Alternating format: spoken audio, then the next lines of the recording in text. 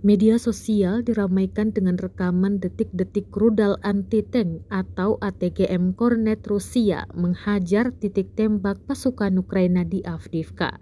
Rekamannya ramai beredar di Telegram pada Selasa 7 Februari 2023. Dalam keterangan unggahan disebutkan kru ATGM Kornet beraksi di dekat Avdiivka.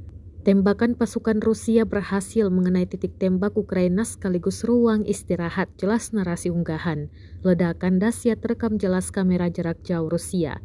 Sayangnya, tidak dirincikan jumlah pasukan Ukraina yang dieliminir.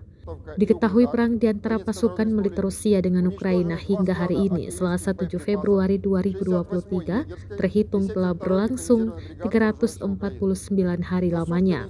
Konflik yang terjadi di antara negara bertetangga itu sampai saat ini masih berlanjut dan belum terlihat akan segera berakhir.